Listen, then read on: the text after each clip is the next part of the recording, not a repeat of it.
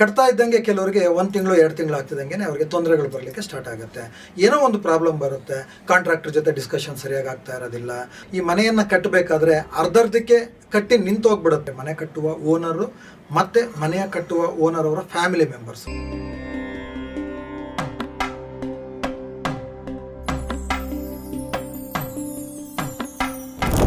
ಗುರುಗಳೇ, ಒಂದು ಮನೆಯನ್ನ ಕಟ್ಟಬೇಕಾದ್ರೆ ಒಂದು ಪ್ಲಾನ್ ಅನ್ನ ಹಾಕ್ಸ್ಕೊಂಡ್ಬಂದು ಕಟ್ಟಿದ್ರೆ ಸಾಕು ಅಂತ ನಾವೆಲ್ಲ ಯೋಚನೆ ಮಾಡ್ಕೊಳ್ತೀವಿ. ಅದರಷ್ಟೇ ಅಲ್ಲ, ಆಯಾ ಕ್ಯಾಲ್ಕುಲೇಷನ್ ಇಂದ ಹಿಡಿದು ಅಷ್ಟು ಪ್ಲಾನ್ ಇರಬಹುದು, ಇನ್ನು ಯಾವ ನಿಮ್ಮ ಒಂದು ವಿಧಿವಿಧಾನಗಳನ್ನು ಅನುಸರಿಸಬೇಕು ಅನ್ನೋದ್ರ ಬಗ್ಗೆ ತಿಳಿಸ್ಕೊಟ್ರಿ. ಈ ಎಲ್ಲ ರೀತಿಯಾದಂಥ ನೀವು ಹೇಳಿದಂಥ ಎಲ್ಲ ಹಂತಗಳನ್ನ ನಾವು ತಯಾರು ಮಾಡಿಕೊಂಡು ಮನೆ ಕಟ್ಸಿದ್ರೆ ಸಾಕ, ಅಥವಾ ಇದಕ್ಕೆ ಇನ್ನೇನಾದರೂ ವಿಶೇಷತೆಗಳನ್ನ ನೀವು ತಿಳಿಸಿಕೊಡ್ತೀರಾ? ನಮ್ಮ ವೀಕ್ಷಕರಿಗೆ ಒಂದಿಷ್ಟು ಡೀಟೇಲ್ಸ್ ಆಗಿ ತಿಳಿಸಬಹುದಾ, ಮುಂದೆ ಏನೇನು ಮಾಡಬೇಕಾಗುತ್ತೆ ಅಂತ? ಖಂಡಿತ. ಈಗ ನಾವು ಬರೀ ಒಂದು ಜಾಗದ ವಿಶ್ಲೇಷಣೆಯನ್ನು ಮಾಡಿದ್ದೀವಿ ಅಷ್ಟೇ, ಮತ್ತೆ ಒಂದು ಆಯಾ ಕ್ಯಾಲ್ಕುಲೇಷನ್ ಅನ್ನು ಕೊಟ್ಟಿದ್ದೀವಿ. ಅದರ ಜೊತೆಯಲ್ಲಿ ವೇದಿಕ ವಾಸ್ತು ಪ್ಲಾನ್ ಕೊಟ್ಟಿದ್ದೀವಿ. ಇದರ ಜೊತೆಯಲ್ಲಿ ವಾಸ್ತು ಇಂಟೀರಿಯರ್ಸ್ ಅನ್ನು ಕೂಡ ಕೊಟ್ಟಿದ್ದೀವಿ. ಇಲ್ಲಿಗೆ ಆಯ್ತಾ ಅಂದರೆ ಇನ್ನು ಮುಂದೆ ಇದೆ. ಯಾಕೆ ಅಂದರೆ ಈಗ ನಾವು ಜಾಗದ ಪರಿಶೀಲನೆಯನ್ನು ಮಾಡಿದ್ವಿ ನಾವು, ಆದರೆ ಮನೆಯನ್ನು ಕಟ್ತಾ ಇದ್ದಾರಲ್ಲ ಅವರ ಜಾತಕದ ಪರಿಶೀಲನೆಯನ್ನು ಕೂಡ ಆಗಬೇಕಲ್ವ. ಯಾಕೆ ಅಂದರೆ ಈಗ ಜಾಗದಲ್ಲಿ ಏನು ದೋಷಗಳಿದೆ ಅಂತ ನಮಗೆ ಗೊತ್ತಾಯಿತು. ಈ ಮನೆಯನ್ನು ಯಾರು ಕಟ್ತಾ ಇದ್ದಾರೆ ಅವರಾಗಲಿ ಅವರ ಕುಟುಂಬದವರ ಜಾತಕಗಳನ್ನಾಗಲಿ ಸಂಪೂರ್ಣವಾಗಿ ವಿಶ್ಲೇಷಣೆಯನ್ನು ಮಾಡಿದಾಗ ಅವರ ಜಾತಕದಲ್ಲಿ ಏನಾದರೂ ದೋಷಗಳಿದ್ದರೆ ಅವರು ಮನೆ ಕಟ್ಟಬೇಕಾದ್ರೆ ಅಡಚಣೆಗಳು ಆಗುವಂತಹ ಸಾಧ್ಯತೆಗಳು ಜಾಸ್ತಿ ಇರುತ್ತೆ. ಕೆಲವರು ನೋಡಿ, ನಿಮ್ಮ ಫ್ರೆಂಡ್ಸು ರಿಲೇಟಿವ್ಸು ಮನೆ ಕಟ್ಟಬೇಕಾದ್ರೆ ಕಟ್ಟೋದಕ್ಕೆಲ್ಲ ದುಡ್ಡು ಅಡ್ಜಸ್ಟ್ ಮಾಡಿಕೊಂಡು ಅಥವಾ ಒಂದು EMI ಮಾಡಿಕೊಂಡು ಎಲ್ಲ ಫಿಕ್ಸ್ ಮಾಡಿಕೊಂಡು ಮನೆ ಕಟ್ಟಲಿಕ್ಕೆ ಸ್ಟಾರ್ಟ್ ಮಾಡಿಬಿಡ್ತಾರೆ. ಕಟ್ತಾ ಇದ್ದಂಗೆ ಕೆಲವರಿಗೆ 1 ತಿಂಗಳು 2 ತಿಂಗಳು ಆಗ್ತಿದ್ದಂಗೆ ಅವ್ರಿಗೆ ತೊಂದರೆಗಳು ಬರಲಿಕ್ಕೆ ಸ್ಟಾರ್ಟ್ ಆಗುತ್ತೆ. ಏನೋ ಒಂದು ಪ್ರಾಬ್ಲಮ್ ಬರುತ್ತೆ. ಕಾಂಟ್ರಾಕ್ಟರ್ ಜೊತೆ ಡಿಸ್ಕಷನ್ ಸರಿಯಾಗಿ ಆಗ್ತಾ ಇರೋದಿಲ್ಲ, ಬ್ಯಾಂಕಿಂದ ಬರಬೇಕಾಗಿರೋ ಲೋನ್ ಸರಿಯಾಗಿ ಬರ್ತಾ ಇರಲ್ಲ, ಸ್ಟ್ರಕ್ ಆಗ್ತಿರುತ್ತೆ. ಅಥವಾ ಇನ್ನೂ ಎಷ್ಟೋ ಕಡೆ ಈ ಮನೆಯನ್ನು ಕಟ್ಟಬೇಕಾದ್ರೆ ಅರ್ಧಕ್ಕೆ ಕಟ್ಟಿ ನಿಂತೋಗ್ಬಿಡುತ್ತೆ, ಅದು ಗೊತ್ತಾಗ್ತಾ ಇರೋದಿಲ್ಲ, ಮನೆ ಡಿಲೇ ಆಗ್ತಿರುತ್ತೆ. ಅಥವಾ ಕೆಲವು ಕಾಂಟ್ರಾಕ್ಟರ್ಗಳು ದುಡ್ಡು ಎತ್ಕೊಂಡು ಓಡೋಗ್ಬಿಟ್ಟಿರ್ತಾರೆ. ಈ ಥರದೆಲ್ಲ ಯಾಕೆ ಸಮಸ್ಯೆಗಳು ಬರುತ್ತೆ ಅಂದರೆ ಮನೆಯನ್ನು ಕಟ್ಟುವವರ ಒಂದು ಟೈಮು ಕೂಡ ತುಂಬ ಇಂಪಾರ್ಟೆಂಟ್ ಆಗುತ್ತೆ. ಸೊ ನಾವು ಹೇಗೆ ಜಾಗದ ಪರಿಶೀಲನೆಯನ್ನು ಮಾಡಿದ್ವಿ, ಇಲ್ಲಿ ಜಾತಕದ ಪರಿಶೀಲನೆಗಳನ್ನು ನಾವು ಮಾಡ್ತೀವಿ. ಈ ಎಲ್ಲರ ಜಾತಕಗಳನ್ನು ಅಂದರೆ ಮನೆ ಕಟ್ಟುವ ಓನರು ಮತ್ತು ಮನೆಯ ಕಟ್ಟುವ ಓನರ್ ಅವರ ಫ್ಯಾಮಿಲಿ ಮೆಂಬರ್ಸು ಎಲ್ಲರ ಜಾತಕಗಳ ಒಂದು ವಿಶ್ಲೇಷಣೆಯನ್ನು ಮಾಡಿ ಅವರಿಗೆ ಯಾವ ಥರ ದೋಷಗಳಿದೆ ಇದೆಲ್ಲವನ್ನು ಐಡೆಂಟಿಫೈ ಮಾಡಿ ಇದನ್ನು ನಾವು ಮನೆಯನ್ನು ಕಟ್ಟುವವರಿಗೆ ಸವಿವರವಾಗಿ ತಿಳಿಸ್ಕೊಡ್ತೀವಿ. ಗುರುಗಳೇ, ನೀವು ಹೇಳಿದ್ರಿ ಜಾಗದಲ್ಲಿನ ದೋಷಗಳನ್ನ ಗುರುತಿಸ್ತೀರಿ, ಹಾಗೆ ಜಾತಕದಲ್ಲಿನ ದೋಷಗಳನ್ನ ಅನಲೈಸಿಸ್ ಮಾಡಿಬಿಟ್ಟು ಅದಕ್ಕೆ ಸಂಬಂಧಪಟ್ಟ ಹಾಗೆ ಪರಿಹಾರನ ತಿಳಿಸ್ತೀರಿ. ಇದೆಲ್ಲವೂ ಸರಿ, ಆದರೆ ಈ ಎಲ್ಲ ಸಮಸ್ಯೆಗಳನ್ನ ಕ್ಲಿಯರ್ ಮಾಡೋದು ಹೇಗೆ? ನಿಮ್ಮ ಮೂಲಕ ನಾವು ಯಾವ ರೀತಿ ಪರಿಹಾರವನ್ನ ತಿಳ್ಕೊಳ್ಬೇಕು? ನಿಜಕ್ಕೂ ಈ ಸಮಸ್ಯೆಗಳಿಗೆ ಪರಿಹಾರ ಇದೆಯಾ ಅನ್ನುವಂಥ ಮಾಹಿತಿ.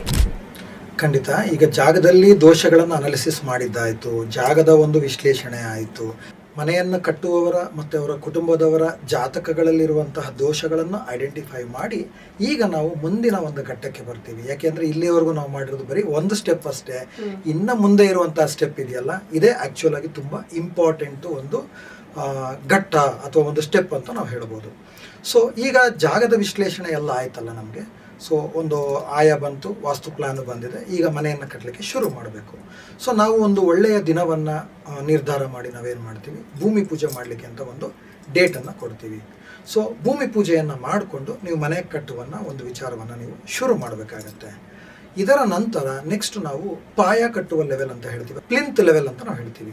ಈ ಪ್ಲಿಂತ್ ಲೆವೆಲಲ್ಲಿ ನಾವು ಆ ಒಂದು ಸಮಯ ಬಂದಾಗ ಏನು ಮಾಡ್ತೀವಿ ಅಂದರೆ ಈಗಾಗಲೇ ಏನೆಲ್ಲ ದೋಷಗಳನ್ನು ನಾವು ಅನಾಲಿಸಿಸ್ ಮಾಡಿದ್ವಲ್ಲ, ಈ ಎಲ್ಲ ದೋಷಗಳನ್ನು ಕೂಡ ನಾವೀಗ ಕ್ಲಿಯರ್ ಮಾಡಿಕೊಂಡು ನಾವು ಮುಂದಕ್ಕೆ ಹೋಗಬೇಕಾಗತ್ತೆ. ಅದಕ್ಕೆ ನಾವೇನು ಮಾಡ್ತೀವಿ ಅಂದರೆ ಮೊಟ್ಟ ಮೊದಲನೆಯದಾಗಿ ಎಲ್ಲರೂ ತಿಳ್ಕೊಬೇಕಾಗಿರೋದು, ನಾನು ಆಗಲೇ ಹೇಳಿದ್ದೀನಿ, ಪಂಚಭೂತಗಳು ಬರುತ್ತೆ, ಅಷ್ಟದಿಕ್ಪಾಲಕರು ಬರ್ತಾರೆ, ಮತ್ತು ನವಗ್ರಹಗಳು ಬರ್ತಾರೆ. ಇದೆಲ್ಲವೂ ನಿಮ್ಮ ಮನೆಯಲ್ಲಿ ವಾಸವನ್ನು ಮಾಡ್ತಾರೆ ನಿಮ್ಮ ಜೊತೆಯಲ್ಲಿ. ಸೊ ಅವರೆಲ್ಲ ವಾಸ ಮಾಡಬೇಕಾದ್ರೆ ಅವರಿಗೆ ಅವರದೇ ಆದಂತಹ ಒಂದು ಪ್ಲೇಸ್ಮೆಂಟ್ಸ್ಗಳನ್ನು ಕೊಟ್ಟು ಅವರನ್ನು ನಮ್ಮ ಜಾಗದಲ್ಲಿ ನಾವು ಏನು ಮಾಡಬೇಕು ಅಂದರೆ, ಸೊ ನಮ್ಮ ಜಾಗದಲ್ಲಿ ಇದಾರಲ್ಲ ಅವ್ರನ್ನ ನಾವು ಚೆನ್ನಾಗಿ ನೋಡ್ಕೋಬೇಕಲ್ವ. ಸೊ ಅದಕ್ಕೆ ನಾವೇನು ಮಾಡ್ತೀವಿ ಅಂದರೆ ಇದು ವೇದಿಕ್ ವಾಸ್ತುವಿನಲ್ಲಿ ವಿಶೇಷವಾದಂತಹ ಒಂದು ಸ್ಟೆಪ್ ಅಂತ ಹೇಳ್ಬೋದು. ಇದಕ್ಕೆ ನಾವು ಶಂಕುಸ್ಥಾಪನೆ ಅಂತ ನಾವು ಹೇಳ್ತೀವಿ. ಈ ಶಂಕುಸ್ಥಾಪನೆಯನ್ನು ನಾವು ಮನೆಯ ಮಧ್ಯಭಾಗದಲ್ಲಿ ಬ್ರಹ್ಮಸ್ಥಾನ ಅಂತ ಕರಿತೀವಿ.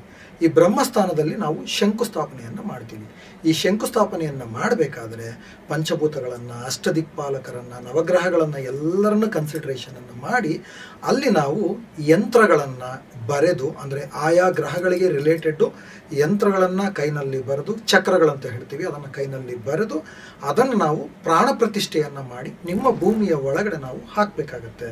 ಸೊ ಅದಕ್ಕೆ ನಾವೇನಂತೀವಿ ಅಂದರೆ ಶಂಕುಸ್ಥಾಪನೆಯ ಜೊತೆಯಲ್ಲಿ ಯಂತ್ರಗಳ ಒಂದು ಪ್ರತಿಷ್ಠಾಪನೆ, ಅದರ ಜೊತೆಯಲ್ಲಿ ನವಗ್ರಹಗಳಿಗೆ ರಿಲೇಟೆಡು ನವರತ್ನಗಳ ಪ್ರತಿಷ್ಠಾಪನೆ, ಮತ್ತು ಪಂಚಭೂತಗಳಿಗೆ ರಿಲೇಟೆಡ್ಡು ಪಂಚಲೋಹಗಳು, ಆ ಪಂಚಲೋಹಗಳನ್ನು ಪ್ರತಿಷ್ಠಾಪನೆಯನ್ನು ಮಾಡಿ ಅದರ ಜೊತೆಯಲ್ಲಿ ಮತ್ತೆ ನಾವು ವಿಶೇಷವಾದಂತಹ ಮೂಲಿಕೆಗಳು, ಗಿಡಮೂಲಿಕೆಗಳು ಅಂತ ಹೇಳ್ತೀವಿ, ಅದೆಲ್ಲವನ್ನು ಭೂಮಿಯ ಒಳಗಡೆ ನಾವು ಅದರ ಜೊತೆಯಲ್ಲಿ ಮತ್ತೆ ವಿಶೇಷವಾದಂತಹ ರತ್ನಗಳು, ಇದೆಲ್ಲವನ್ನ ಒಂದು ಕಾಂಬಿನೇಷನ್ ಅಲ್ಲಿ ನಾವೇನು ಮಾಡ್ತೀವಿ ಅಂದರೆ 8 ದಿಕ್ಕುಗಳು ಮತ್ತು ಮಧ್ಯದಲ್ಲಿರುವಂತಹ ಬ್ರಹ್ಮಸ್ಥಾನಕ್ಕೆ ನಾವೇನು ಮಾಡ್ತೀವಿ, ಪ್ರತಿಷ್ಠಾಪನೆಯನ್ನು ಮಾಡ್ತೀವಿ. ಇದು ಪ್ರತಿಷ್ಠಾಪನೆಯನ್ನು ಮಾಡೋದಕ್ಕೆ ಮುಂಚೆ ನಾವಿದೆಲ್ಲವನ್ನು ನಾವು ಎನರ್ಜೈಸ್ ಮಾಡಬೇಕಾಗತ್ತೆ. ಅದಕ್ಕೆ ನಾವೇನು ಮಾಡ್ತೀವಿ ಅಂದರೆ ಆ ಒಂದು ಶಂಕುಸ್ಥಾಪನೆ ಮಾಡುವ ದಿನ ನಿಮ್ಮ ದೋಷಗಳನ್ನು ಪರಿಹಾರ ಮಾಡಲಿಕ್ಕೆ, ಭೂಮಿ ದೋಷಗಳನ್ನು ಪರಿಹಾರ ಮಾಡಲಿಕ್ಕೆ, ದೃಷ್ಟಿ ದೋಷಗಳನ್ನು ಪರಿಹಾರ ಮಾಡಲಿಕ್ಕೆ ವಿಶೇಷವಾದಂತಹ ವೇದಿಕ್ ಪೂಜೆಗಳು, ವೇದಿಕ್ ಹೋಮಗಳನ್ನು ನಾವಲ್ಲಿ ಕಂಡಕ್ಟ್ ಮಾಡಿ, ಒಂದು 25ಕ್ಕೂ ಹೆಚ್ಚು ಪೂಜೆಗಳು, ಹೋಮಗಳೆಲ್ಲ ಬರ್ತವೆ. ಇದೆಲ್ಲ ಒಂದು ವಿಧಿವಿಧಾನಗಳನ್ನು ಪರಿಪಾಲನೆಯನ್ನು ಮಾಡಿ ಆ ಒಂದು ದಿನ ನಾವು ಮಂತ್ರಗಳ ಮುಖಾಂತರ, ತಂತ್ರಗಳ ಮುಖಾಂತರ ನಾವು ಈ ಎಲ್ಲ ಯಂತ್ರಗಳಿಗೆ, ರತ್ನಗಳಿಗೆ ನಾವು ಮತ್ತು ಆ ಒಂದು ಮೂಲಿಕೆಗಳಿಗೆ ಮತ್ತು ಇದರ ಜೊತೆಯಲ್ಲಿ ಪಂಚಲೋಹಗಳಿಗೆ ಇದೆಲ್ಲಕ್ಕೂ ನಾವು ಏನು ಮಾಡ್ತೀವಿ ಅಂದರೆ ಪ್ರಾಣ ಪ್ರತಿಷ್ಠೆಯನ್ನು ಮಾಡಿ ಅದನ್ನು ನಾವು ನಿಮ್ಮ ಜಾಗದಲ್ಲಿ, ಅಂದರೆ ಯಾರು ಮನೆಯನ್ನು ಕಟ್ತಾ ಇದ್ದೀರೋ ಆ ಸ್ಥಳದಲ್ಲಿ ನಾವೇನು ಮಾಡ್ತೀವಿ ಅಂದರೆ ಪ್ರತಿಷ್ಠಾಪನೆಯನ್ನು ಮಾಡ್ತೀವಿ. ಈ ಪ್ರತಿಷ್ಠಾಪನೆಯನ್ನು ಮಾಡಿದಾಗ ನಿಮ್ಗೆ ಏನಾಗುತ್ತೆ ಅಂದರೆ ಅಲ್ಲಿ ಒಂದು ಪಾಸಿಟಿವ್ ಎನರ್ಜಿ ಬರುತ್ತೆ. ಈ ಒಂದು ಪಾಸಿಟಿವ್ ಎನರ್ಜಿ ಹೇಗಿರುತ್ತೆ ಅಂದರೆ ನಿಮ್ಮನ್ನು ಅಷ್ಟದಿಕ್ಪಾಲಕರು, ನವಗ್ರಹಗಳು, ಪಂಚಭೂತಗಳು ನಿಮ್ಮನ್ನು ಕಾಪಾಡ್ತಾ ಹೋಗ್ತಾರೆ. ಈ ವಿಧಿವಿಧಾನವನ್ನು ಯಾರೆಲ್ಲ ಮಾಡಿದ್ದೀರಿ ಅವರಿಗೆ ಮಾತ್ರ ಆ ಮನೆ ಒಂದು ಲಕ್ಷ್ಮೀ ಸ್ಥಾನ ಆಗುತ್ತೆ. ಇದರ ಜೊತೆಯಲ್ಲಿ ನಾವು ಅಷ್ಟದಿಗ್ಬಂಧನ ಅಂತ ಮಾಡ್ತೀವಿ. ಅಂದರೆ 8 ದಿಕ್ಕುಗಳಿಂದ ಯಾವುದೇ ರೀತಿ ಕೆಟ್ಟ ಶಕ್ತಿಗಳು ನಮ್ಮ ಜಾಗದಲ್ಲಿ ಬರಬಾರ್ದು ಅನ್ನೋ ರೀತಿಯಲ್ಲಿ. ಈಗ ನೋಡಿ, ಈ ಶಂಕುಸ್ಥಾಪನೆಯನ್ನು ಮಾಡಿದಾಗ ನಮಗೆ ಒಂದು ಪಾಸಿಟಿವ್ ಎನರ್ಜಿ ಬರುತ್ತೆ. ಈಗ ನೀವೆಲ್ಲರೂ ಕೂಡ ಈ ಒಂದು ದೇವಸ್ಥಾನಗಳಿಗೆ ನೀವು ವಿಸಿಟ್ ಮಾಡಿರ್ತೀರಲ್ಲ, ಈ ದೇವಸ್ಥಾನಗಳಲ್ಲಿ ನೀವು ವಿಸಿಟ್ ಮಾಡಿದಾಗ ನಿಮಗೆ ಯಾವ ರೀತಿ ಶಕ್ತಿ ಸಿಗುತ್ತೆ, ನಿಮ್ಮಲ್ಲಿ ಒಂದು ಪಾಸಿಟಿವ್ ಎನರ್ಜಿ ನಿಮಗೆ ಫೀಲ್ ಆಗುತ್ತಲ್ವ.